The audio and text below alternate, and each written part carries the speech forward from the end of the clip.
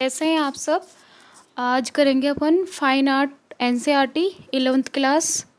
इसमें 8 चैप्टर करेंगे अपन complete. 8 chapter है इसमें एनसीईआरटी में 11th क्लास की में। तो अपन एक वीक में कंप्लीट कर देंगे, ठीक है। और अपना लक्ष्मीकांत के 13 चैप्टर कंप्लीट हो गए। आज आएगा 14 नंबर चैप्टर और प्लस उसके 50 एमसीक्यू। अपन ये चैप्टर कंप्लीट करेंगे प्रागैतिहासिक शैल चित्रकला, ठीक है।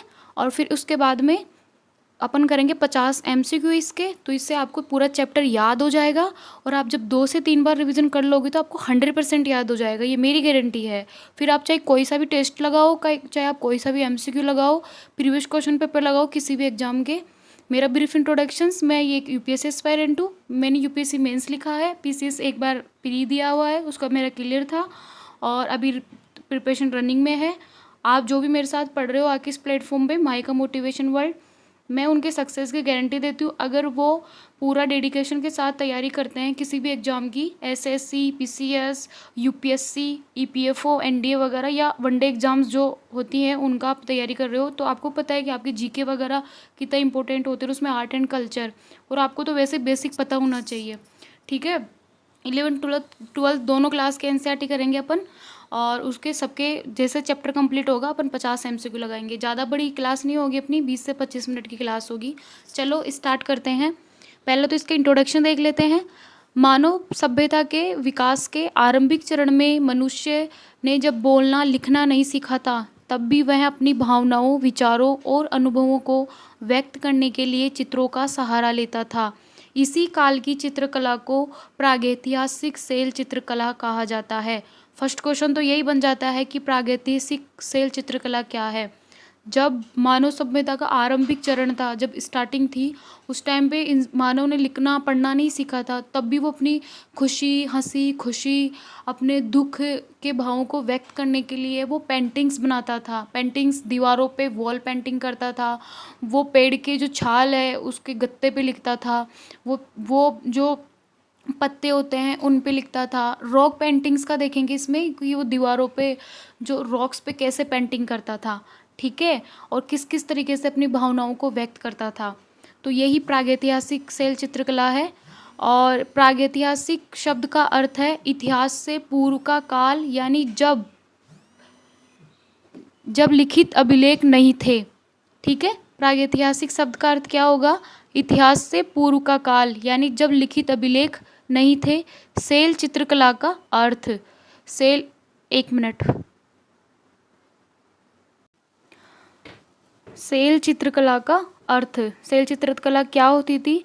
तो इसका अर्थ है पत्थर या चट्टान और चित्रकला का अर्थ है चित्र बनाना, ठीक है। अंतः शैल चित्रकला का अर्थ हुआ पत्थरों या गुफाओं की दीवारों पर बनाई गई चित्रकला। फिर है साइट्स ऑफ रॉक पेंटिंग, कहाँ कहाँ की गई थी?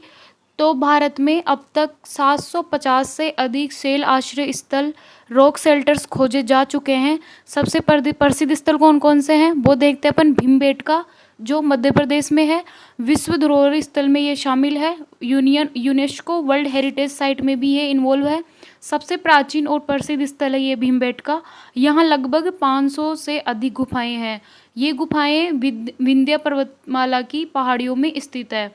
फिर है दूसरा मिर्ज़ापुर, ये उत्तर प्रदेश में पड़ता है। आपके जब क्वेश्चन बनते हैं वनडे एग्जाम्स में भी या यूपीएससी में जब मिलान वाले आते हैं प्रीलिम्स में, तो ये ऐसे पूछ लेगा कि क्या नाम से मिर्ज़ापुर कौन सी जगह पड़ता है या फिर भीमबेटका कहाँ पड़ता है। तो वहाँ सामने आपको स्टेट्स के नाम दे देगा और आपको पूछेगा कि कितने क्वेश्चन, कितने मिला या कितने जो ऑप्शन है ठीक है।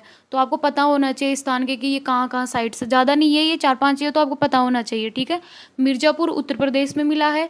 कर्नूल ये आंध्र प्रदेश में है, ठीक है। होशंगाबाद, पंचमढ़ी और सिद्धगढ़ ये तीनों मध्य प्रदेश में है। कर्नाटक और बिहार के कुछ हिस्सों में भी रॉक पेंटिंग्स के स्थल मिले हैं, ठीक है। अब है जो पीरियड डाइविजन, अपन जो काल विभाजन है वो करके देखते हैं इनको। तो शैल चित्रों को उनके समय और विषय के आधार पर 3 प्रमुख कालों में बांटा गया है। पुरापाषाण काल, जिसको अपन पैलियोलिथिक एज बोलते हैं, इसकी विशेषता क्या होगी? अब आपको एक एक विशेषता पे भी क्वेश्चन बनता है, तो मैं पूरे 50 एमसीक्यू इसीलिए करवा रही हूँ ताकि आपको चैप्टर पूरा पता होना चाहिए। जब आप मेरी क्लास करो उसके बाद में आपको पता होना चाहिए कि आपको कितना याद है और कितना याद नहीं है, कितना रिवीजन जरूरी है आपका, ठीक है। पुरापाषाण काल की क्या विशेषता थी, तो ये सबसे पुराना काल है। मनुष्य शिकार और संग्रह जीवन जीता था। चित्र सरल रेखाओं से बनाए गए हैं। रंग कम है, लाल और सफ़ेदी कलर यूज करे थे उसने। चित्रों में पशु, शिकार दृश्य और मानव आकृतियां दर्शाई गई है। ठीक है, पुरापाषाण काल की विशेषता याद रहेगी आपको। देखो, सबसे पुराना काल है, पहला तो ये हो गया। इसमें शिकार हुआ है, मनुष्य शिकार और संग्रह जीवन करता था। बिल्कुल सरल चित्र रेखाओं में बनाई हुई है पेंटिंग्स। रंग सफ़ेद और लाल का यूज़ किया हुआ था और चित्र में पशु, शिकार दृश्य, मानव आकृतियाँ दर्शाई गई है। ठीक है, फिर आते हैं अपन मध्य पाषाण काल में, मेसोलिथिक एज में। इसमें चित्रों में गति और समूह दिखता है। गति मतलब ऐसा लगता है कि हाँ ये चल रहे हैं, कहीं जा रहे हैं, उनको एक डेस्टिनेशन पे दर्शाया गया है। ठीक है, मनुष्य ने शिकार के साथ खेती और पशुपालन शुरू कर दिया था। मतलब उसमें दर्शाए गए उन रंगों से उनमें ऐसे पेंटिंग्स बनाई गई हैं रॉक शेल्टर्स पे, जो अपने को पता चलता है कि हाँ ये शिकार कर रहे हैं, अब यहाँ खेती कर रहे हैं, पशुपालन कर रहे हैं। तो ऐसे चित्र भी दर्शाए गए हैं मध्य पाषाण काल में। फिर रंगों में विविधता आती है, मतलब थोड़े कलर्स और आ जाते हैं, जिसमें लाल सफ़ेद तो था ही, फिर सब बाद में पीला और हरा भी उसमें ऐड हो जाता है। नृत्य, युद्ध और सामाजिक जीवन के चित्र मिलते हैं। ठीक है, उसमें वो डांस करते हुए, युद्ध करते हुए और सामाजिक जीवन के चित्र मिलते हैं कि वो कैसे रह रहे हैं, उनका रहन सहन। तो ये मध्य पाषाण काल की विशेषता हो गई। फिर आता है नवपाषाण काल, नियोलिथिक एज। ठीक है, इसमें क्या विशेषताएं थी, तो यह सभ्यता के विकास का काल था। ठीक है, यह मनुष्य अब गाँवों में रहने लगा था। चित्रों में सजावट, नृत्य, कृषि, पशुपालन आदि दिखते हैं। ठीक है, रेखाएं अधिक सुस्पष्ट और सुंदर हो गई थी। जैसे जैसे अपन आगे के एज में आते हैं, तो अब वो एक सभ्यता बन गई थी उनकी। ठीक है, उनका कल्चर बन गया था, एक कल्चर डेवलप हो गया था। मनुष्य अब गांव उन्होंने इस्टेब्लिश कर लिए थे, गांव में रह रहे थे वो। चित्रों को और सुंदर बनाया गया था। उसमें वो डांसिंग जो वाले चित्र बनाए गए, उसमें कृषि, वो खेती कैसे कर रहे हैं, पशुपालन आदि दिखते हैं। रेखाएं अधिक सुस्पष्ट और सुंदर हो गई थी, थोड़ा सा क्लियरिफिकेशन आ गया था उसमें। ठीक है, तो ये इसमें 3 काल थे। फिर अब उसमें चित्रों की क्या विशेषताएं थी, जब वो पेंटिंग्स करते थे तो उनकी अपन ऑल ओवर विशेषताएं देंगे, कैसे कलर यूज़ कर रहे हैं, कैसे बना रहे हैं कलर्स। तो फीचर्स ऑफ पेराहिस्टोरिक पेंटिंग्स। ठीक है, प्राकृतिक रंगों का उपयोग, लाल मिट्टी, हेमेटाइट, चारकोल, पौधों के रस आदि से रंग बनाए जाते थे। प्राकृतिक रंगों का यूज़ करते थे, ऐसा उस टाइम पे कोई केमिकल था नहीं, तो वो लाल मिट्टी, हेमेटाइट, चारकोल, पौधों के रस आदि से रंग बनाए जाते थे। फिर साधारण उपकरण जो पेंटिंग बनाने के, तो उनमें पत्थर, लकड़ी, पशु की हड्डी आदि से चित्र बनाए जाते थे। विषय क्या थे उसमें, विषय वस्तु, थीम्स क्या क्या रखते थे वो, तो वो पशु, शिकार, नृत्य, युद्ध, दैनिक जीवन और धर्म। ठीक है, उनका उनका रिलेजेबल क्या था, उनके जो कौन से पशु पाल रहे थे वो, शिकार, उनका युद्ध करते हुए, उनका जो दैनिक क्रियाकलाप थे, उनकी पेंटिंग्स दिखती है, अपने थीम दिखता है उसमें। ठीक है, प्रतीकात्मक अर्थ क्या था, कई चित्र पूजा या जादू से जुड़े माने जाते हैं। ठीक है, जैसे अपन किसी जैसे ठाकुर जी का पूजन कर रहे हैं या शिव जी की शिवलिंग की पूजन कर रहे हैं, तो उसमें ऐसा ही पेंटिंग बनाई गई है, जैसे कोई गोल गोल पत्थर रखा है और उसमें वो पूजा करते हुए पेंटिंग दिखाई गई है किसी लेडीज की। तो ऐसा लग रहा है कि हाँ वो पूजा और जादू टोने करते थे, उनका भी उन्होंने पेंटिंग बनाई है उसमें। तो ये प्रतीकात्मक अर्थ लेते हैं अपन। ठीक है, दीर्घायु, ये चित्र हजारों वर्षों बाद भी सुरक्षित है, क्योंकि ये गुफाओं के अंदर बने हुए थे। गुफाएं हैं और वो गुफाओं में जो अंदर जो पत्थर लगे हुए हैं, रॉक्स है, उनके ऊपर पेंटिंग करी हुई, तो इसलिए वो हजारों वर्षों के बाद भी आज भी वो क्या है, सेफ है बिल्कुल। ठीक है, अब मेन थीम क्या कहती है उनकी, जो वो पेंटिंग्स बनाते थे, तो शिकार के दृश्य, समूह में जानवर का शिकार करते लोग, नृत्य और उत्सव, सामाजिक जीवन का संकेत, पशु की आकृतियाँ, हिरण, बाघ आदि, घोड़ा, भैंस आदि के वो चित्र बनाते थे। अब आपको थीम्स में भी क्वेश्चन पूछ लेते हैं कि वो शिकार दृश्य के बनाते थे, नृत्य और उत्सव के, पशुओं की आकृतियाँ, कौन कौन से पशु थे, तो हिरण, बाघ, हाथी, घोड़ा, भैंस आदि। कभी कभी तो पशुओं पे भी क्वेश्चन आए हुए हैं यूपीएससी प्रीलिम्स में, पीसीएस में। आप जो भी एग्जाम की तैयारी करें वहाँ से उठा के देखना, आपके जीके क्वेश्चन जो जीके वाला जीके फैक्ट क्वेश्चन है, वहाँ पे आपको एक क्वेश्चन देखने को मिलेगा, उसमें जानवर तक के नाम पूछ लेता है, ऑप्शन में ऐसा जानवर का नाम दे देगा जो थे नहीं वहाँ पे। ठीक है, तो हिरण, बाघ, हाथी, घोड़ा, भैंस आदि के वो चित्र बनाते थे। प्रकृति से जुड़ाव, तो उनका पेड़ पौधे, सूर्य, चंद्रमा, उगते हुए सूर्य का। ठीक है, तो ऐसे चित्र मिले हैं। धार्मिक प्रतीक, जैसे त्रिशूल, व्रत, गोलाकार मानव देव आकृतियाँ आदि उनके थीम थी। ठीक है, तो उनकी ये स्पेशल थीम थे। शिकार दृश्य, नृत्य और उत्सव, पशुओं की आकृतियाँ, प्रकृति से जुड़ाव, धार्मिक प्रतीक चिन्ह। ठीक है, अब वो रंग जो कलर यूज कर रहे थे वो क्या क्या रंग थे, तो उसमें मुख्यतः 4 रंग प्रयोग में लाए गए थे। ये फैक्ट बस सीधा क्वेश्चन बनते हैं कि कितने प्रकार के रंगों का प्रयोग किया गया था। तो लाल, सफ़ेद, पीला और हरा मेन कलर तो यही थे। फिर इनको मिक्स करके वो अलग अलग वो प्रैक्टिकल करते रहते थे, नए नए वो कलर डेवलप करे उन्होंने। ठीक है, रेड, वाइट, येलो और ग्रीन। ठीक है, अब ये रंग जो प्राकृतिक खनिजों और पौधों से तैयार किए जाते थे। ठीक है, फिर है भीमबेटका के चित्र। भीमबेटका की पेंटिंग्स अपन एमपी में देखते हैं, मध्य प्रदेश में, तो उसके क्या क्या मतलब क्या क्या विशेषताएं थी जिसको यूनेस्को में भी शामिल किया गया है। ठीक है, तो ये चित्र 3 कालों के हैं। सबसे प्रसिद्ध चित्र है शिकार दृश्य। ठीक है, जो मैन हंटिंग बाइसन डियर, ठीक है, जो हिरण का शिकार करते हुए जो दृश्य दर्शाया गया है ना, वो सबसे इम्पोर्टेंट है इसमें। ठीक है, वो बहुत फेमस भी है। नृत्य करते लोग, डांस करते हुए, घोड़े पर सवार योद्धा, हाथियों और बैलों के समूह। ठीक है, इन चित्रों से उस समय की उनकी जीवन शैली, वस्त्र, हथियार और विश्वास प्रणाली का पता चलता है। ठीक है, इनसे अपने को क्या पता चलता है कि उनका जीवन कैसा था, वो कैसे वस्त्र पहनते थे, वो क्या क्या हथियार यूज करते थे, वो एक दूसरे पर कितना ट्रस्ट करते थे। ठीक है, तो उनके चित्र मिलते हैं। फिर वो महत्व, सिग्निफिकेंस, इनका क्या महत्व था, तो ये चित्र मानव सभ्यता के प्रथम सृजनात्मक प्रयास है। मतलब एक क्रिएटिविटी बनाई गई है उनकी कि वो लोग भी बिना पढ़े लिखे भी वो कितना क्रिएटिविटी थी उस जमाने में भी, हजारों वर्षों पहले भी। सिर्फ खाना पीना ही उनकी लाइफ नहीं थी। ठीक है, वो मानव सभ्यता की प्रथम सृजनात्मक प्रयास है। प्राचीन लोगों के सांस्कृतिक और धार्मिक जीवन का परिचय कराते हैं। कला के विकास की शुरुआती झलक देते हैं कि आर्ट का कैसे डेवलप हुआ। ठीक है, कैसे आर्ट एंड कल्चर भी। ठीक है, ये भारत की सांस्कृतिक धरोहर है। हमें बताते हैं कि मनुष्य में जो क्रिएटिविटी का भाव बहुत प्राचीन है, ये आज से नहीं है। बहुत से लोग बोल देते हैं हंसी मजाक में कि पहले के आदिवासी लोग ही ठीक थे, खाते पीते थे, आराम से शिकार करते थे और मजे से रहते थे। ऐसा नहीं था। जब आप पढ़ो, आप उनके बारे में आप हिस्ट्री उठा के देखो कि जो मानव सभ्यता थी वो कितनी क्रिएटिविटी थी पहले की। आज से जब वो पहले जो कलर बनाते थे, आज जो केमिकल वाले कलर बनाते हैं उनसे भी ज़्यादा लंबे और टिकाऊ रहते थे वो, और बिना किसी हार्मफुल के। ठीक है, तो आपको पता चलेगा कि पहले का इंसान ज़्यादा क्रिएटिविटी था आज से। आज की कोई नई चीज़ नहीं है। अपन पुरानी चीज़ों से जब आप खुद का हिस्ट्री उठा के देखोगे तो आपको पता चलेगा कि आप कितने मतलब आप कितने भाग्यशाली हो कि भारत जैसे देश में हो आप, और आपको मतलब आर्ट कितनी सुंदर है अपनी। ठीक है, कि आपको प्राउड होना चाहिए कि अपना आर्ट एंड कल्चर कितना इंपॉर्टेंट एंड कितना सुंदर था। ठीक है, निष्कर्ष क्या है, अब ये अपन पूरा चैप्टर प्रागैतिहासिक जो सेल चित्र देखे, अब उसका निष्कर्ष बता देती हूँ आपको, फिर बताऊंगी कि मैं आपको कौन कौन से पॉइंट्स इंपॉर्टेंट है आपके एग्जाम के लिए। तो प्रागैतिहासिक सेल चित्रकला मानव सभ्यता की सबसे पहली कला है।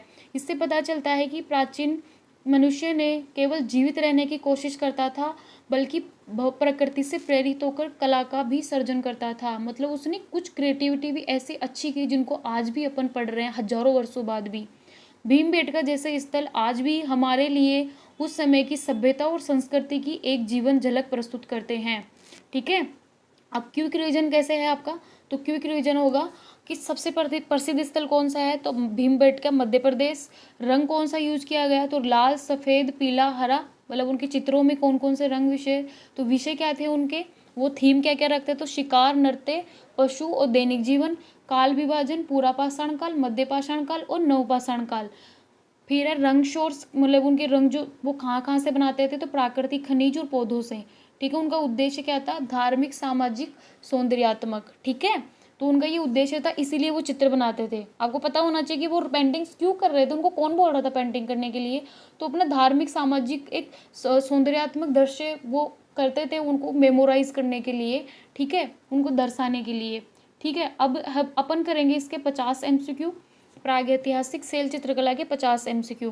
ठीक है, पहला क्वेश्चन है, भारत में सबसे प्रसिद्ध सेल चित्रकला स्थल कौन सा है, अजंता, भीमबेटका, नालंदा, सांची। आपको ऐसा ही क्वेश्चन देगा एग्जामिनर, और वहाँ पे इंपॉर्टेंट साइट्स डाल देगा कि कौन सा इंपॉर्टेंट, तो भीमबेटका मध्य प्रदेश। ठीक है, सेकंड क्वेश्चन है, प्रागैतिहासिक शब्द का अर्थ क्या है, तो इतिहास से पहले का काल। ठीक है, जब हिस्ट्री स्टार्ट हुई थी उससे पहले का भी काल माना जाता है। ठीक है, तो प्रागैतिहासिक काल था। शैल चित्रकला का क्या अर्थ है, तो चट्टानों पर या जो पत्थरों पर जो बनी दीवार जो चित्रकला थी उन्हीं को शैल चित्रकला कहा गया। ठीक है। फिर है भीमबेटका कहाँ स्थित है, महाराष्ट्र, उत्तर प्रदेश, मध्य प्रदेश, कर्नाटक, तो मध्य प्रदेश में। ठीक है। भीमबेटका को किसने खोजा था, तो डॉक्टर वाकणकर ने खोजा था। ठीक है, आपको पता होना चाहिए ये, क्योंकि इंपॉर्टेंट साइट है ना ये, यूनेस्को में भी है, तो डॉक्टर वाकणकर ने इसको खोजा था। भीमबेटका स्थल किस पर्वतमाला में है, तो विंध्य पर्वतमाला। इसमें बहुत कंफ्यूज करता है एग्जामिनर, आपको ऐसा घुमा के क्वेश्चन देगा कि वहाँ पे आपको अरावली दे देगा, नीलगिरी, सतपुड़ा, लेकिन आपको पता होना चाहिए, क्लियर होना चाहिए कि विंध्याचल पर्वतमाला में भीमबेटका स्थल स्थित है। भारत में कितने से अधिक शैल आश्रय स्थल खोजे जा चुके हैं, तो 750 से अधिक शैल चित्र खोजे जा चुके हैं। भीमबेटका की शैल चित्र किस काल से संबंधित है, तो पाषाण काल से स्थित संबंधित है। शैल चित्रों में प्रमुखतः कौन से रंग प्रयोग किए जाते थे, तो प्राकृतिक रंग। आपको पता होना चाहिए चीजें। प्रागैतिहासिक शैल चित्रों में मुख्यतः कौन से रंग पाए जाते हैं, तो लाल, सफेद, पीला। ठीक है, रंग में कंफ्यूजन नहीं होना है आपको। ठीक है। लाल रंग किसने प्राप्त किया, किससे प्राप्त करते थे वो, तो लाल मिट्टी से, हेमेटाइट, लाल मिट्टी से वो लाल रंग बनाते थे।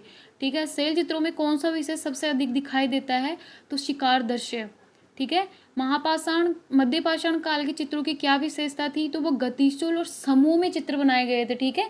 जैसे वो डांस कर रहे हैं, वो शिकार कर रहे हैं, तभी वो 4-5 लोग एक साथ हैं, तो वो समूह के चित्र बनाए गए थे। नवपाषाण काल के चित्रों में क्या प्रमुखता थी, तो खेती, नृत्य और सामाजिक जीवन उसमें आने लगा था। ठीक है। भीमबेटका की गुफाओं की संख्या लगभग कितनी है, तो 500 से अधिक गुफाएं, तो 750 में से 500 से अधिक, तो 500 से अधिक तो भी भीमबेटका में मिलती है। भीमबेटका को किस वर्ष यूनेस्को विश्व धरोहर स्थल में घोषित किया गया, most important question all exams, 2003 में इसको यूनेस्को में शामिल किया गया। शैल चित्रकला के लिए उपयुक्त या प्रयुक्त उपकरण क्या थे, तो लकड़ी, हड्डी और पत्थर, क्योंकि उस टाइम पे वो ही थे, उन्हीं के लायक वो बना लेते थे चित्र कैसे बनाना है, तो उनके पास जितने उपकरण थे लकड़ी, हड्डी और पत्थर के। ठीक है। भीमबेटका किस जिले में स्थित है, तो ये भोपाल, मध्य प्रदेश के भोपाल में स्थित है। चित्र बनाने का क्या उद्देश्य था, तो धार्मिक और सामाजिक अभिव्यक्ति। प्रागैतिहासिक मनुष्य ने किससे रंग बनाए थे, तो पत्थरों और पौधों और चारकोल से उन्होंने रंग बनाए थे। हर एक क्वेश्चन इंपॉर्टेंट है। 50 MCQ करने के बाद में मैं डेफिनेटली कहती हूँ, अगर आपने ये चैप्टर 2 से 3 बार रिवीजन कर लिया तो आपको 100% याद हो जाएगा, और इससे रिलेटेड क्वेश्चन आप देख लेना जाके, आपके PYQs क्वेश्चन पेपर्स में आपको मिल जाएंगे। और जब अपनी फाइन आर्ट्स के NCERT कंप्लीट हो जाएगी, इसके फाइन आर्ट की जो 11th क्लास की जो आर्ट चैप्टर भी कंप्लीट हो जाएगी, उसके बाद में आप आर्ट एंड कल्चर उठा के देखना, आपको कितना सब कुछ ऐसा लगेगा कि यार मैंने तो सारा पढ़ लिया है, इसको सारा बहुत कुछ पढ़ लिया है इसके बारे में। ठीक है। फिर प्रागैतिहासिक काल का जो मानव किस प्रकार का जीवन जीता था, तो वो शिकार करता था और संग्रह करता था उनका। ठीक है। चित्रों में कौन सी भावना स्पष्ट रूप से झलकती है, उनकी श्रद्धा, उनका उत्सव, ठीक है, उनका बिलीव। ठीक है। मध्य पाषाण काल के चित्रों में कौन सा रंग अधिक उपयोग होगा, तो लाल रंग। ठीक है। शैल चित्रकला भारत के किस धरोहर का प्रमाण है, सांस्कृतिक धरोहर का। ठीक है। भीमबेटका किस नदी के किनारे किस निकट स्थित है, तो नर्मदा नदी के निकट। ठीक है, ये भी पता होना चाहिए आपको। फिर है कि प्रागैतिहासिक चित्रों में हमें क्या जानकारी मिलती है धर्म और संस्कृति के बारे में। शैल चित्रों का रंग इतने वर्षों तक क्यों टिक पाया, प्राकृतिक थे वो। ठीक है, बिल्कुल नेचुरल कलर यूज़ किए थे उन्होंने, जो आज भी ऐसे कैसे हैं। भीमबेटका के चित्र किससे बनाए गए, पत्थरों की धूल और चारकोल से। ठीक है। निम्न में से कौन सा शैल जो स्थल क्षेत्र है वो संबंधित नहीं है, तो भीमबेटका में मिलता है अपने को, मिर्ज़ापुर में मिलता है, और पंचमढ़ी जो MP में, भीमबेटका MP में, और जो मिर्ज़ापुर है, बताओ कमेंट करो कहाँ पड़ता है आपको। ठीक है, मैंने बताया ऊपर। अजंता में कोई चित्र नहीं मिला है। ठीक है, शैल चित्र का। फिर है भीमबेटका के चित्रों में किस काल का जीवन झलकता है, तो प्रागैतिहासिक काल का जीवन झलकता है। शैल शब्द का क्या अर्थ है, तो पत्थर, पता होना चाहिए आपको। कला के विकास का प्रारंभिक रूप क्या था, शैल चित्रकला। भीमबेटका के चित्रों में कौन कौन से पशु दिखाई देते हैं, तो घोड़ा, बाघ, हिरण। ऐसे ही क्वेश्चन देगा आपको एग्जामिनर, एग्जैक्ट वो दे देगा, बिल्ली, कुत्ता, ऊंट, गाय, मछली, पक्षी, 4 ऑप्शन बना देगा और बड़े तरीके से घुमा देगा आपको। तो बस कंटेक्स्ट क्लियर होना चाहिए आपको कि घोड़ा, बाघ, हिरण के चित्र दर्शाए गए हैं। प्रागैतिहासिक चित्रकला किससे संबंधित है, तो धर्म और जीवन शैली से संबंधित है। चित्रों में मानव आकृतियां कैसी है, तो सरल रेखाओं में बनाई गई थी। ठीक है। प्रागैतिहासिक चित्रों का अध्ययन किस से विषय से जुड़ा है, तो पुरातत्व विज्ञान से। निम्न में से कौन सा रंग सेल चित्रों में पाया गया? तो पीला रंग सेल चित्रों में पाया गया, नीला, काला ये नहीं थे, लाल, पीला, सफेद और हरा। ठीक है। सेल चित्रों का मुख्य केंद्र कहाँ है? तो मध्य भारत। ठीक है, एमपी में मिलता है ना अपने को, 500 से अधिक तो वहीं मिलती है। Rock shelters. भीमबेटका किस युग के मनुष्य की कला का उदाहरण है? तो आदि मानव के जीवन का, जब आरंभिक जीवन था उस टाइम का। सेल चित्रकला से हमें किस विकास का पता चलता है? तो कला चेतना, क्रिएटिविटी का विकास का पता चलता है उनका। भीमबेटका का नाम किस महाकाव्य से लिया गया है? तो महाभारत से। ठीक है, इंपॉर्टेंट, मोस्ट इंपॉर्टेंट, ऐसे क्वेश्चन आपको कहीं देखने को नहीं मिलेंगे। इसलिए अपना जो ये मैंने जो ये सीरीज स्टार्ट करी ना, एक छोटी शुरुआत करी, बहुत इंपॉर्टेंट है। इसलिए आप अपने फ्रेंड्स को शेयर करो, और वीडियोस के जो हाइप का ऑप्शन आता है वहाँ पे लाइक शेयर के पास में ही, तो आप हाइप भी करो, ताकि ऐसे स्टूडेंट्स के पास जा सके वीडियो जिनको वाकई में इनकी ज़रूरत है, जिनको कंटेंट के लिए कोई प्रॉब्लम हो रही है, तो वो कंटेंट के लिए परेशान हो, सिर्फ पढ़ो आप, सब कुछ फ्री है आपके लिए। ठीक है। फिर है भीमबेटका का नाम का अर्थ क्या है? तो भीम का घर, महाभारत से लिया है ना, तो भीम का घर। ठीक है, इससे डीपली कहीं नहीं मिलेगा आपको जो मैं बता रही हूँ। सेल चित्रों के लिए कौन सा माध्यम नहीं था? तो पेंसिल नहीं थी उनके पास में, हड्डी भी थी, लकड़ी था और पत्थर, ये उपकरण थे उनके पास, पेंसिल नहीं थी। सेल चित्र में कौन सा तत्व नहीं है? तो मानव, पशु, पेड़ हैं, लेकिन वाहन के कोई चित्र नहीं है। भीमबेटका की चित्रकला किस शैली की है? तो प्राकृतिकवादी शैली है। ठीक है। फिर है कि भीमबेटका किस प्रकार का स्थल है? तो शैल आश्रय स्थल है। ठीक है। भीमबेटका की गुफाएं किस सामग्री की है? तो चूना पत्थर से बनी हुई है वो। ठीक है, कोई भी नहीं इसमें से ग्रेनाइट संगमरमर नहीं है, चूना पत्थर से बनाई हुई है, बिल्कुल सिंपल तरीके से। चित्रों से क्या झलकता है? तो प्रकृति से प्रेम। ठीक है, क्योंकि पेड़ पौधों के कलर बना रहे हैं, पेड़ पौधों की पेंटिंग्स कर रहे हैं, वो वहाँ की इन्वायरमेंट को दर्शा रहे हैं, तो इसका मतलब था कि वो प्राकृतिक प्रेमी थे। ठीक है। प्रागैतिहासिक चित्रकला का अध्ययन किससे किया जाता है? तो उत्खनन द्वारा। ठीक है, जब उत्खनन करते हैं तो पता चलता है कि हाँ ये चीज़ें थी यहाँ पे। प्रागैतिहासिक शैल चित्रकला का मुख्य उद्देश्य था जीवन की घटनाओं को व्यक्त करना। उनको खुशी मिलती थी जब वो अपने जीवन के बारे में जब कुछ बना लेते थे, उनको मेमोराइज करने के लिए, ताकि वो याद रहे उनको, उनका जो खुशी का मोमेंट्स होता था उनके लिए इंपॉर्टेंट होता, उनको वो चित्रों के रूप में दर्शा देते थे। ठीक है, ये उनका उद्देश्य था। 50 MCQ प्लस चैप्टर कंप्लीट हो गया है। ज़्यादा बड़ी क्लास नहीं होती अपनी। आप ज़्यादा से ज़्यादा वीडियोज़ को शेयर करो ताकि अपने चैनल को मोटिवेशन मिले, और आपको करंट अफेयर भी डेली देखने को मिल जाती है, सिर्फ संडे को छोड़ के।